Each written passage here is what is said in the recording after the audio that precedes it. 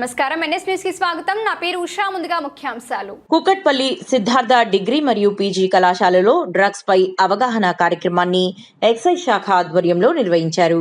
SHO inspector why Nagender నేతృత్వంలో జరిగిన ఈ కార్యక్రమంలో పిఈఎస్ఐ రష్మిత, పోలీస్ సిబ్బంది పాల్గొన్నారు. విద్యార్థులకు మాదక ద్రవ్యాల దుష్ప్రభావాలు, చట్టపరమైన పరిణామాలపై అవగాహన కల్పిస్తూ అనుమానాస్పద కార్యకలాపాలను గుర్తించి అధికారులకు సమాచారం ఇవ్వాలని సూచించారు. యువతలో డ్రగ్స్ ఫ్రీ జీవన శైలిపై అవగాహన పెంపొందించడం కార్యక్రమం ముఖ్య ఉద్దేశమని నిర్వాహకులు తెలిపారు.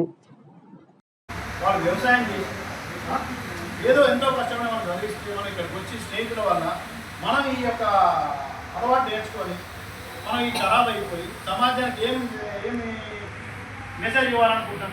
కాబట్టి దయచేసి మీరొక్కరు ఇంతమంది ఉన్నారు కదా, ప్రతి ఒక్కరు ఒక ముగ్గురికి ఈ విధంగా అవేర్నెస్ ప్రోగ్రామ్ పెట్టారు. ఎక్సైజ్ డిపార్ట్మెంట్ మనం నచ్చబోతున్నాము. మనం ఈ విధంగా పోకుండా అందరం మనం శపథం చేయాలి. తర్వాత ఎవరు లాభపడుతున్నాయి డ్రగ్స్ వల్ల? డ్రగ్స్ వ్యాపారులు. వాళ్ళకి ఏమైందండి, వాడు డ్రగ్స్ చంపాడు, కోట్ల రూపాయలు సంపాదించాడు, వాడు తీసుకోడు, వాడు మన వ్యవస్థ నాశనం చేస్తున్నాడు. కార్డర్స్, ప్లెడర్లకు, అక్రమ వ్యాపారాలు.